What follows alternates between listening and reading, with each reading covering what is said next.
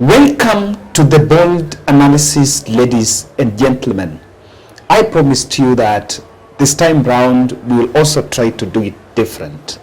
There have been questions in this country about the last general election, and of course Kenyans are asking questions. What exactly went on?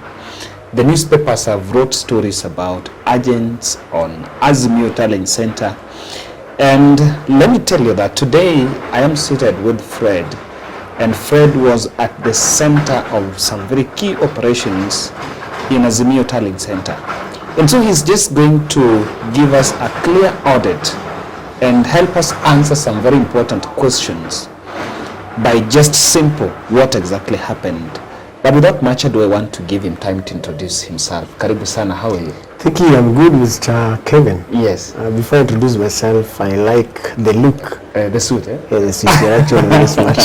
And the big guy is, check the number there. That is the guy that did my suit. Jaribu is a man, someone who is really done Raphael. If you can call his number now to Saidiana and we promote the hustles with them. You are also an analyst. You stopped analyzing.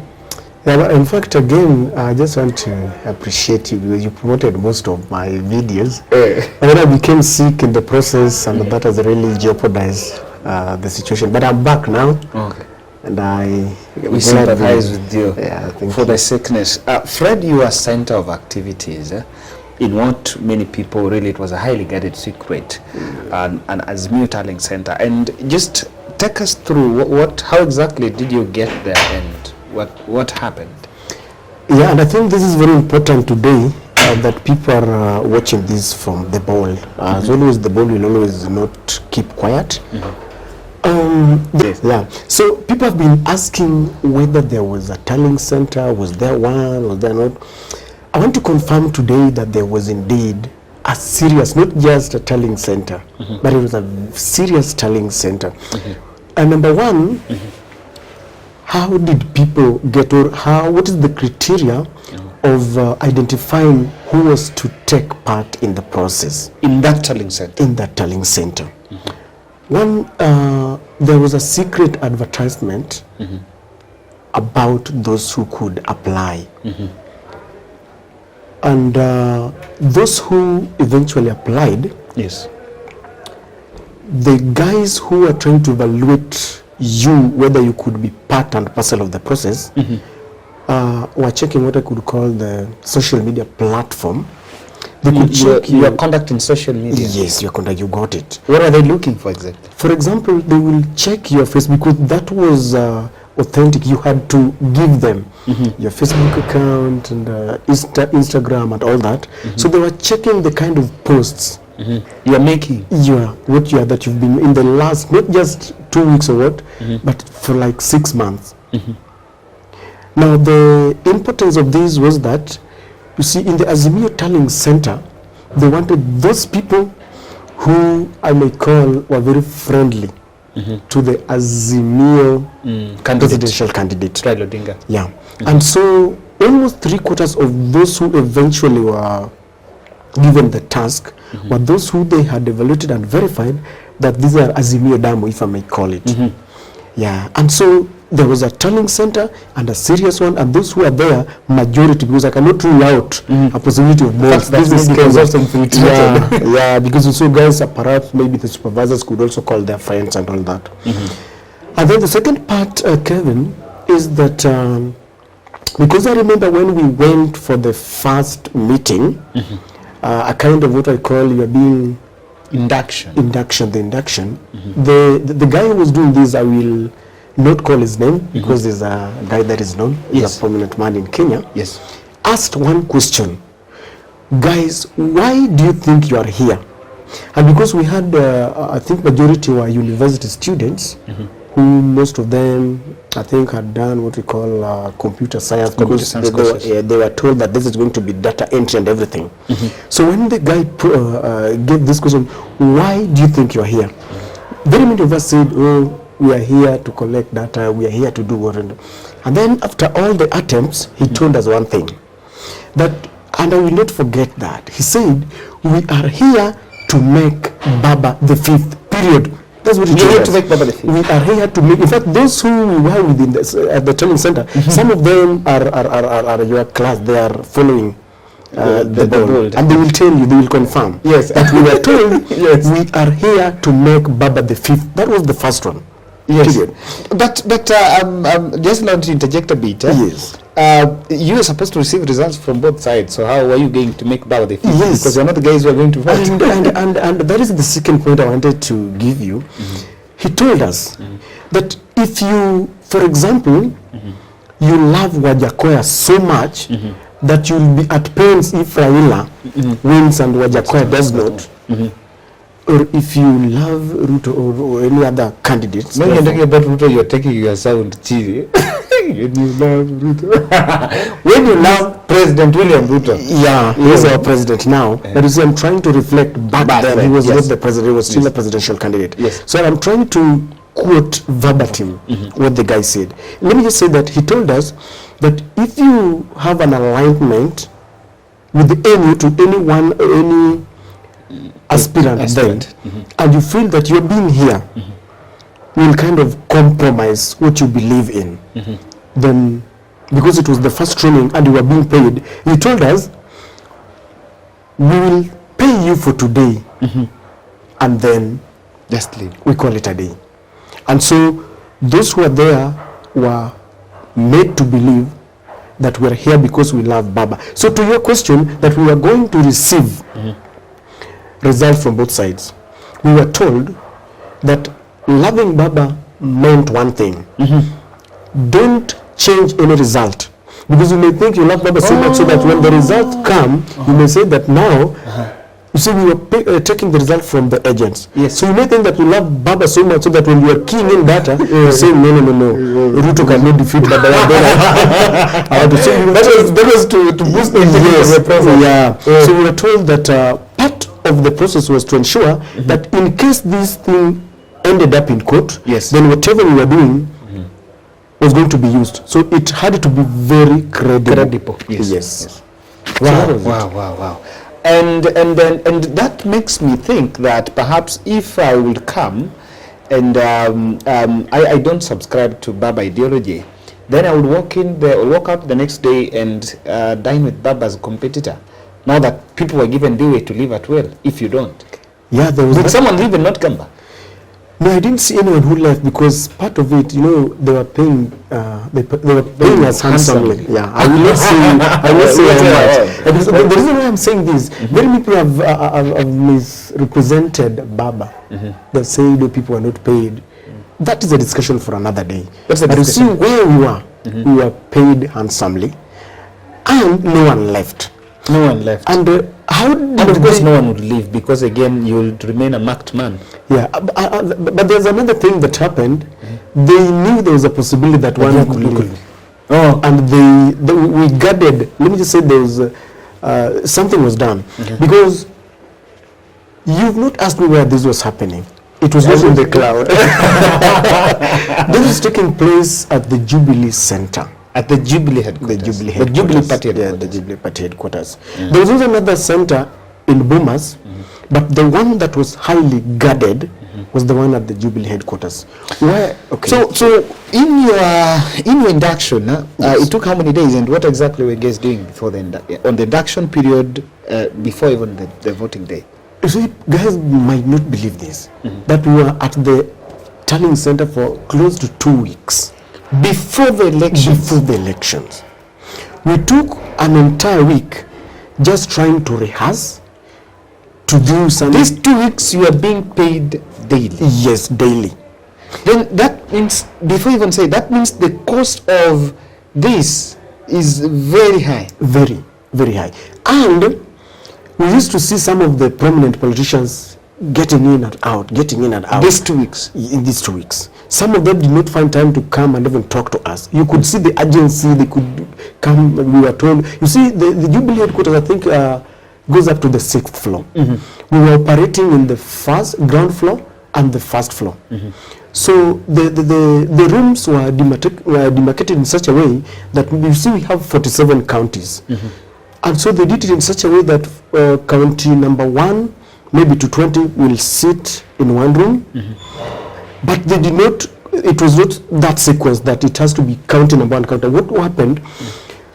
A county which had got, which has many, larger population, would sit to a county with less population, so that during the process of recording the data, those who were handling a county with the less population would complete the task first, and then they would help. Yes, that is what it was arranged. But the rooms were arranged in such a way that it could only accommodate maybe 20. I don't want you to lose the flow of thought. Yes. You were telling us you were in a tallying center for 2 weeks. For 2 weeks. What exactly were you guys doing these 2 weeks? Yes. So after the induction, we were told that, you see, the Azimio, I must say that originally they were very much organized. Because they had organized this thing in such a way that we had county coordinators in the ground. On the These ground. these were lawyers. They were very prominent. They were prominent lawyers, and they were signing an oath. Yes, of secrecy, and they were everything was confidential. So then we at the Tallying Center were for the first week. Were to ensure that we had a very nice coordination between the county coordinators and we who are at the Tallying Center. The county coordinators, the 47 county coordinators. Yes, all of the ones who are working at the yes. So what happened in every county, in every desk was a supervisor and 2 clerks manning a county. And so you can imagine 3 times 47. I don't know It's what. a number. Yes, a number. That's over 1. And then, because I'm trying to paint a picture of how the Tallying Center looked like, and then we had floor managers coordinating the affairs at the first floor and the ground floor also. For example, if we had, because this is something that was very serious, if you could not just walk up that you are going for breakfast. It had to be coordinated by the floor manager who would come and say, now county 1 up to 20, go for breakfast or go for the such like thing. Were you sleeping there? No, we are not sleeping there. But then you will come back home and you lose the secrecy of everything. No. Most of them I'll tell you that were Azimionated. and so what happened was that we, for the entire 1 week, we called the county coordinators, who then gave us another coordination of from the county. Then we had the constituency coordinators, and then we were given the numbers of the agents. And that, I think, part of this discussion is going to take us there. Yeah. So when you guys were in conversation with them, it was just to build a rapport for the 2 weeks? Yes, it was to build a rapport. And remember, the agents who were being trained were also being informed categorically that this is what you are going to do. Once you finalize the process of election in your, was it a station or a center or something, you will take a picture, a photo of the Form 34A, then you will send it to the center. So that is the kind of coordination. So and how was your coordination with the agents? What was the means? How were you talking to them? We had a WhatsApp group. So because when you call the county coordinator who are coordinating the training of the agents, so at the county level. At the county level, yes. So he would then give us the number, their phone numbers. We on the other side had specific codes. For example, if you are in maybe county number 47, there would be a number you'll be using to call the agents, and it will have a code 47. Yes. That is the WhatsApp group. And there is another that will be using to call them. It also had a specific code 47, so that they know this is an official what? An official number. So for them, just to try to summarize in the essence of time, is that for the entire 1 week, it was a coordination and building a rapport. We did not want a situation where on the D-Day, the election day, you are calling, hi Kevin, this is Frederick, and it's like, who is Frederick? Who is Frederick? So for the entire week, we had spoken, we had talked, and we had known what was going to happen. From what I can gather here, if when I'm getting you, I think this thing was well organized. Very well organized. Very well organized. And coordinated. It was well organized. And again, I think there is a high cost, there is a cost into this that has to come. Fred, I want you to take me through August 9th. What how was the day? Give me the activity from morning to August 9th. Yeah, let me just say that this is going to be good news to some Azimio supporters, and it's going to be into a bag of some disappointments, because we are here to say the truth. William Ruto is now the president, but we are giving them what happened on the D-Day. You see, after building a rapport and we had exchanged contacts, there was a problem in some counties before I go to the D-Day. Because you could go for 3 days and you have the numbers of the agents, and then on the 4th day a quarter of them have withdrawn. They do not want the job again. Now how does he withdraw? Does he tell you he's withdrawn? I'm gonna funga line up. Sometimes the kind of flow of the conversation just subsides, and you're wondering, where is Kevin? Oh, he's not talking. Because remember, maybe, like I told you, we went every day. So maybe the previous day, yesterday, we talked to Kevin, and it was, oh, Kevin, bye, we'll meet tomorrow. And then the following day, Kevin is not there, is not active in the WhatsApp group, and then when you call, the tone has changed. He tells you, Freddy, no, we're not interested anymore. And you're like, what? We are closing in. The elections are nearing. We only have barely maybe 4 days or something, and he has withdrawn. And then in the entire building, take us through. Yes. At what point when he withdraws, what is the reason? Okay, which areas? Mostly, to be honest, it was in Central. The agents were withdrawing. They were withdrawing en masse, not just once.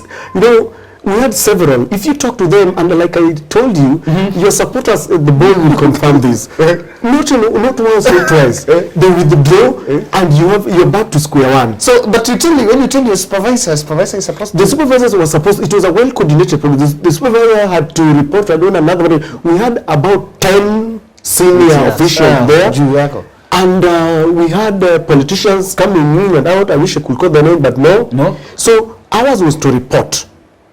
Some actions were being taken very hurriedly, and we could get other numbers. But we get other agents. Yeah. But an agent that would withdraw, at what level? County, constituency, or at the one that you were supposed to be at a polling station? Yes, the one you see, at the county level, the county coordinator was coordinating everything from the one that would be at the ward and even at the station.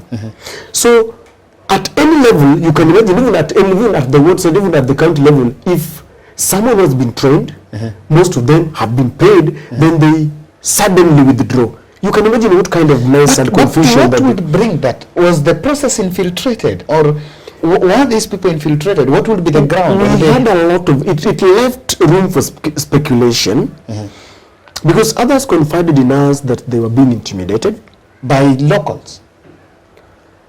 Well, we are, or rather hostility. There is also I think there is also a situation where I want to give a very good example. Yes. My home in Siaya. Yes. You are supposed to be an agent for UDA. Yeah. You understand? Yeah. I wanted to just figure out. I'm getting. It's not very. Exactly. It's not that it's about of. I understand. Yeah. Exactly. Most of them met hostility in strong terms. Hostility on the ground. Where on the ground there. All your brothers, for example, in Central, are supporting UDA. And here you and sisters, and here you are telling them that you are an Azimio agent. It was not very friendly. And so either being coerced or willing, you just decide I want to withdraw. But again, that was a big blow. It was, especially to us, because now you have to start another conversation with someone else. And maybe the person who's being we got people who perhaps, because we were disparate, were not even trained. Yeah. Let me tell you, Kevin, just to make in a nutshell, even at the last minute, when we just had a day, maybe like today and tomorrow is the election day, we still lost agents.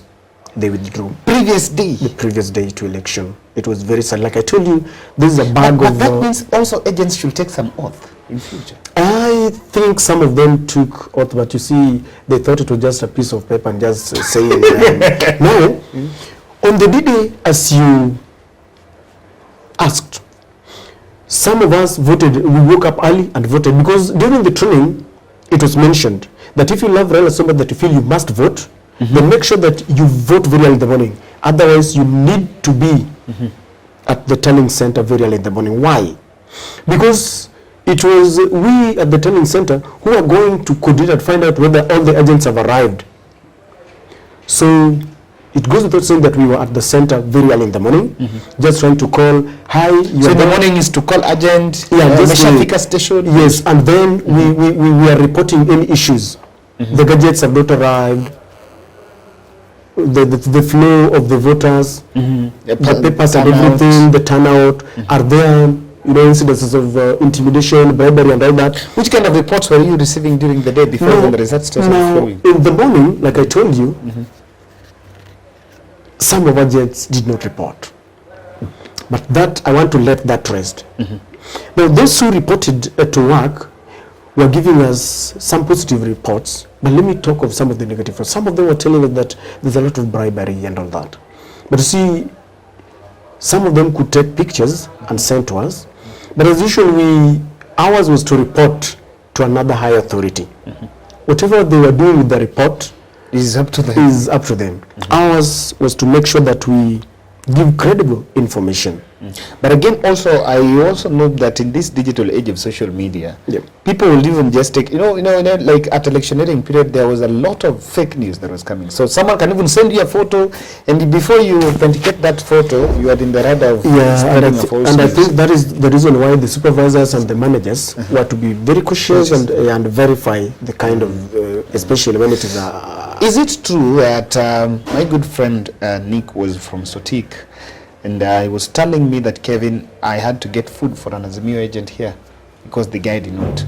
Really? I don't know where you're going. Because you guys were facilitated at the Azimio center. How about the people who are on the ground? Well, Kevin, this is a very sensitive matter.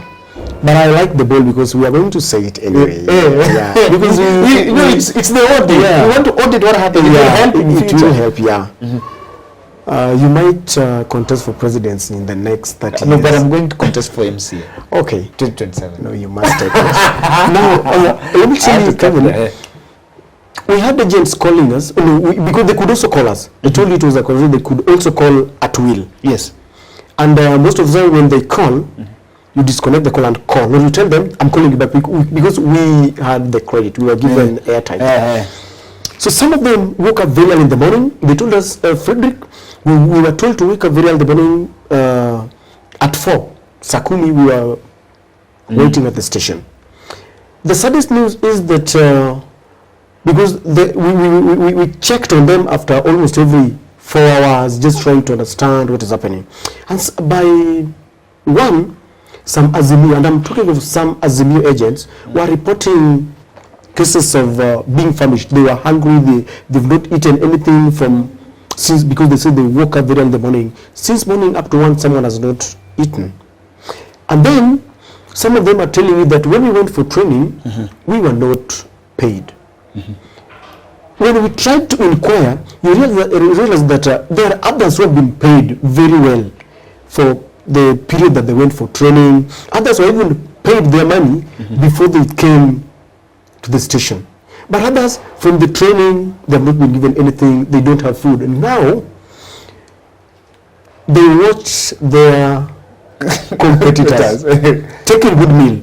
Someone was telling us, Kevin, and you see, it's sad, Kevin, that you see, mimi sijakula na mwenzangu analetewa sausage na mayai na something of that kind. And we felt, sometimes, I remember, Kevin, one of the ladies who we were working with had to go to her pockets, send some money to one of the agents who were really pesa yake.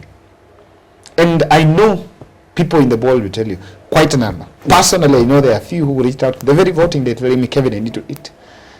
Quite a number of people reached out, and of course we also want to say thank you. There are many unsung heroes on that election that people don't just know. I know people who facilitated a family from Machakos through the ball here. Really? From Machakos to Kitui to go and vote. There was some 6 that were facilitated on that Monday night to travel go and vote in Migori. And so there are many unsung heroes, and by there, Santeng Sana, they did a good job. So I want us to look at when the results started flowing in. Yes. Actually, for the entire close to 2 weeks, we were being cautioned and being prepared that on the D-Day, especially in the evening when the results start flowing in, it is going to be a beehive activity. It is going to be very busy. So we were prepared because we even did some dummy kind of election, trying to key in data very fast, trying to probe an imaginary agent who has fled all of a suddenly, and you have to start. But then we were prepared for all this. There was capacity building. Yes, and we were prepared for this. Now, I remember one case that is really saddening me. When the Azimio employed the county coordinators, I thought they were working for the well-being of the party. But I remember in one of the counties, there's another county coordinator who said he was not going even to give the names of the agents. He refused completely. He's not going to give the name. Why? You wonder. Huh? She was a little bit, just say so. And she told us, I'm a lawyer and I signed oath of. So we were asking, what kind of oath of office? With who? With Azimio. And you know. So I just want to paint a picture that it was not very rosy for some counties. Now, I think maybe most of us that were home were really looking at what was at the portal, because that was our only space to receive. Yes. From your end, how was the flow of results from the time they started? What happened? Or how are you is that fortunately we started getting the results even before the IEBC uploaded them, and they are started uploading. Yes. Because there were some agents who were very, very cooperative, and they were happy about it. Remember, some of them were simulated, so they were waiting for this. Some of them would call you and tell you, oh, Frederick, we are about to finish, we are in the final touches of counting. Some of them were even reporting, here, Baba anapata. Some of them were telling you, some of them were telling you, oh, huku bana ni kubaya, but of course, those were the strongholds of the opponents. So the results started streaming in. At what time, approximately? By 6. By 6? Some of them had... 6 polling stations, it was Javungo. Okay, possible. Maybe, let me say... The turnout was low, the hair, something. So some of them, like, you get one and it's like, but by 9, so we started... the results started in some of the areas where... You see, there's something I think when you are worried, or you are shocked, is that we were not getting the results from the county part. We were getting per station. Unaenda kuvote kwa classroom. Imebeba watu maybe 20 in some ama 100. That is the result that we were getting.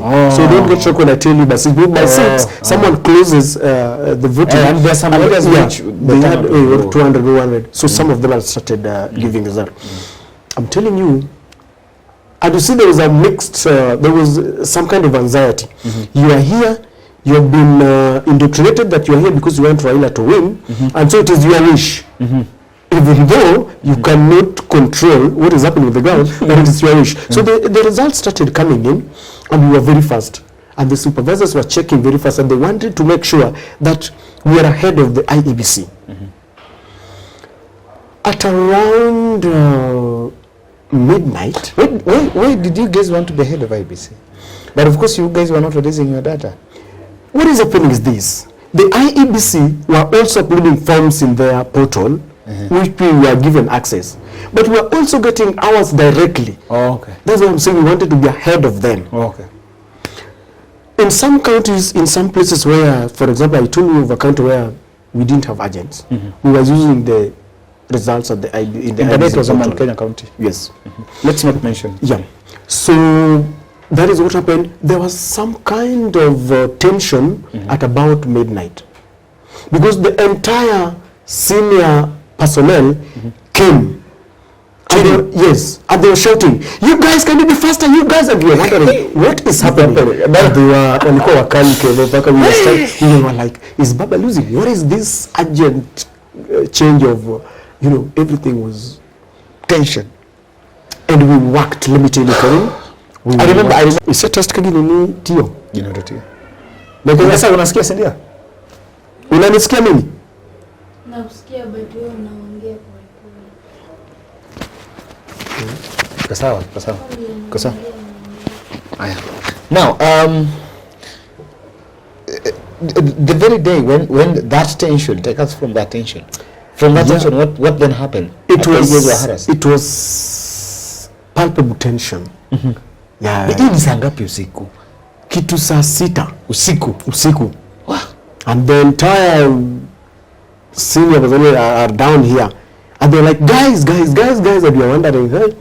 And maybe I did not mention to you, we were supposed to key in data. We had our laptops, but the main screen was up there, 6th floor, where there was a big screen there, the biggest, where all the results, they could now see the entire, whatever the sum of the result that were. Now the reason why this was happening, I told you that you could not really trust everyone, all the clerks and the supervisors, and so by giving them every information, knowing how many, maybe Raila has many and whatever, it was going to compromise perhaps the institution, or some of them would run the following day, or even take the secret to the opponents. So most of us were at the first floor and the ground floor were to take results from the agents, key it in, but you could only know what is happening in your country. Now the only other advantage that we had,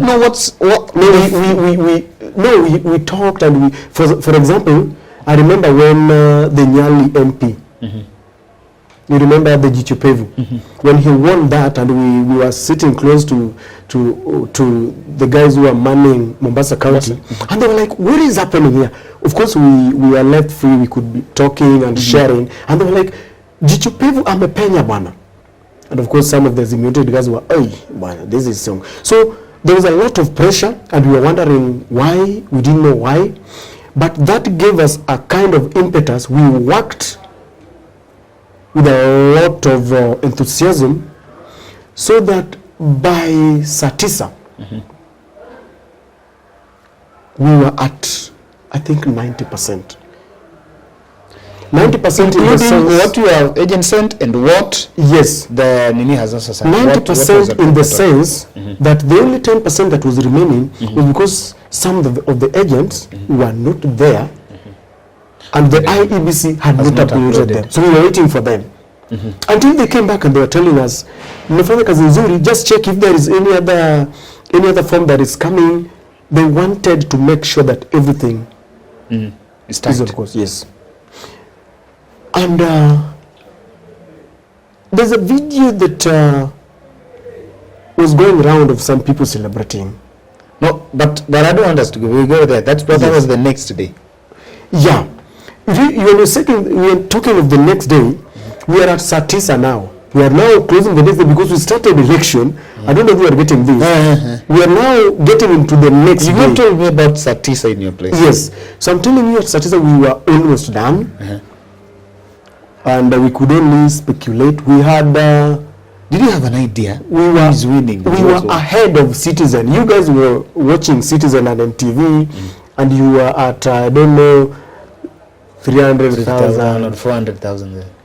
Our guys were at about 5 million, and you could see the mood. So some of you see, all the senior officers who were up there did not want to tell us what was happening. Why? But if everything being told, you can see. I think most of them told us everything is on course, Baba is winning. Remember, don't lose this, that everything was happening because we want to make Baba the 5th. How we were going to do this, I don't know, but we were to make Baba the 5th by keying in the correct data. So on and what I get on Azimio side, there is no manipulation. You key in accuracy was very important, because we were told if you mess, because they did not rule out a possibility of now, let me just say this, they did not rule out a possibility of Ruto going to the court, because they were sure they were going to win, and President William Ruto was going to go to court. So we were told this has to be very credible, and everything, there was no manipulation. And I painted a picture, I'm almost through, so don't lose this. So at about, of course they came back at about 3 a.m. and they were very happy. At least they told us, you've done a good job. And we could feel it, it was a good job. And they were smiling? They were, whether it was a fake smile or but they were smiling, and they kept on telling us that everything is on course. We could feel that we had worked tirelessly. Because, let me give you an example, Kevin. You could be sitting there and 6 from 34A are coming at the same time. And you do not want to lose that. And the accuracy that is there is that many people think that, or most people think that it's just taking that in maybe in Siaya County where you come from, we are saying that Raila has 700. No. It was Wajakoya has this, President William Ruto has this one has this, spoiled vote, and what every... And every vote had to become. Yes. And if there is a concern, like there's only one agent who signed, you have to mention it there. I'm just trying to make you understand how difficult it was. It was meticulous. Yes. So they came and commended us, and of course everything slowed down now, because majority, almost 80 or 90% forms were there. So there was a lot of speculation. We were wondering what is happening up there. And so we ushered in dawn, and finally the second day now. We are very tired. At what point did you leave? By 7, something just happened, something that we cannot explain. The entire machines just crashed. Just crashed. Azimio. I don't know. So take us to the tail end. Yeah, so we are now like waking up even though we didn't sleep, and everyone is happy. The managers, our managers and supervisors are happy. Of course, they're happy that the entire process is smooth, because we have we are even, let me say, ahead of IBC. And from what we could gather, we thought Azimio was ahead. You had that feeling? Yeah, we had that feeling. What were the answers? What was the kupima suti? Yeah, and we were like, and we, some of us even started saying, now Hapa Jubilee Center will be Azimio Center. You remember that headquarters? And by the way, Kevin, I did tell you, it was highly guarded by the GSU. And we felt very safe. We were even told, when you go in there, when you go out, don't even tell people that you are at the Azimio Tallying Center. Don't. And you can imagine the kind of pride that we had, that we are at the center of everything. So by 7 in the morning, we are now waiting for a few agents who we could not find or something, just a few hiccups, or waiting for the IEBC. But at the same time, the Citizen and NTV are giving theirs. Yeah, I remember there are 3 things that happened. Yeah. Azimio was celebrating in KCC. Raila Odinga went to Legend Citizen TV place, and there was some celebration. I saw my good friend Tweri there. There's a bit of some celebration. And remember, this had happened after even Sifuna released some screenshot, a tweet and screenshot that Raila had won with some 6.7 million. Is it 7.1 something? I don't know the value. But now you guys, when you guys were receiving this, personally, I was getting worried of the propaganda thread. Because there was a lot of, apart from, before IBC announced anything, any other thing that any politician was tweeting was propaganda thread. Yes. How did this run? I think this is what was happening, Kevin. You see, we were the only people who are privy to information that is happening at the Tallying Center. At least we are at 5.something million. You guys are at 300,000 with the IEBC and with the Citizen and everything. So it's possible that someone had knew the results by then. No, what I'm just thinking, by tweeting and doing everything, the Azimio had to manage their supporters. And they knew why, the intention of doing it. I think so. In fact, when we saw this tweet from Sifuna, because we also had our phones, and we were even laughing, that guys are doing a lot of things, but some people are celebrating because of the result that are coming in from cities and all that, and we are at 5 million, and we thought we were winning. So, you see, I had told you that we worked from 12 midnight, when the pressure came in, we worked very tirelessly. And so when morning approached, and we saw several tweets, guys, we were cheers. When we went for tea, we thought that they had taken our result, the result that we had given them, and this is what they were using to tweet. So we at the Tallying Center were celebrating and saying, wow, it is amazing. Because there was this, we had a lot of accolades, because we were told, guys, you have worked. And I remember Itumbi later said that he was wondering how Azimio are claiming that they are collected data and followers. It is true, let me tell you. We did good work. We did a good job. And so, because Itumbi was wondering this information, the politicians were doing the tweets and all that. Yes. You guys had already like 90-something percent. Yes, so you knew that feeling that what those people did. Yes.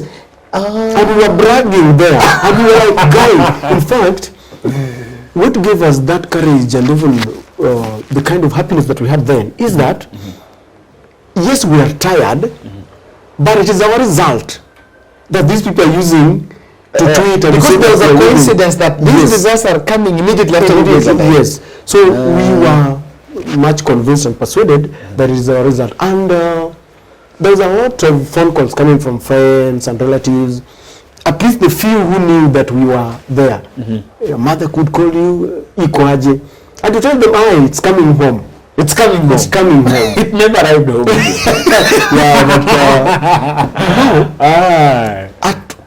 At about 7 a.m., our technicians just decided to switch off the screens. Without any notice, without any warning. Why? And we are still asking the same question. Why? Maybe I can now guess because I want to tell Kenyans one thing. But you guys, let you heal. Yeah. So we are still healing. That's why I wanted this interview. Remember, I already pushed you to it. I wanted this interview for someone to have an account. So the propaganda about someone changing agent in the midnight, I don't think those things are propaganda. The profiling of leaders and Azimio secretariat, I think that was unnecessary. If you look at these things, we are really coordination was done, but something happened somewhere. Something was wrong somewhere. I don't know where, but like I said, there was a lot of coordination at the center. We were paid. There was meals. In fact, when we were being called by some agents telling us that they are hungry, they've not got it, we had a lot. We enjoyed good meal, delicious at the Jubilee Center. So I think someone just decided. I think someone just decided somewhere to mess up because of greed, to mess up the process. Because I understand that some agents were not paid. The board, let me tell you, I want to believe that there was money set aside to pay agents, and it was good money. I'm convinced. There was money, but because of greed, because we cannot sugarcoat anything, because of greed, someone whom I don't know decided to take it all alone. Future elections, what do you think, in terms of agents management, what would you suggest as we finish up? Now, I just want to, this is my opinion, I'm just thinking that agents should be paid directly in their, through M-Pesa. Rather than giving someone this money, these steps, yes, by the time inakufikia, if you are lucky to get it, if you're supposed to get 1,000, you'll be getting 400. Because I pick mine, inakufikia, you take yours. Let me tell you, Kevin, we understand that some people still think that the election was rigged. It could be. I don't know, the courts have pronounced themselves on that. But the Azimio must put their house in order for future elections. You saw what happened in Kakamega, and they were very serious with it. The leaders who had been elected camped there to do everything. And I want to have a feeling that even the agents who are there could not be hungry. Do you think you can be hungry and Joe is with you there? You are an agent? No. It cannot, because you will tell him and Joe will give you food. I just want to believe that in future, we can even separate the presidential election and the other tie election so that we have time to concentrate. And the resources are concentrated on that. Yes, and let agents be paid their money directly. If there are agents listening to me, they will be telling you in their comment section that they should be paid directly. Don't give someone, maybe at the country level, all these millions, and you think it will trickle down to the agents. Some of them are very annoyed up to date, and it's very sad when someone is taking smoky and some boiled my eye there. That is what happened, and I know some of the Azimio supporters are realistic, and some of them we condemn, and they will condemn what happened. Let me tell you, the other side I don't know, I won't tell you where. The other side was well coordinated. Their money reached the agents in time. In time. In time. Guys, that was the audit, and of this election, I promised you that I'll try to revisit. And one of the reasons why I would like to tell people this is, this in the long run helps someone to heal. To heal. The people who have not healed. Yes, you sit down, you listen to the truth. Yeah. Some of us maybe normally speak from the points of privilege or from points of knowledge, and maybe it's easy for someone to heal. But someone who do not look at it from the point of knowledge may not be easy to move on and know that we have a democracy that is growing. Thank you very much. And asanteni sana. My message to you, the world, and anyone who is watching this is, let us move on. Are you promising me that they can also watch it in the other channel? Yes, why not? It's going to be syndicated on the channel. Oh, tell them the name of the channel. Yeah, we have Achando channel. Kevin has been at the center of trying to promote. See, Kevin is senior. He's also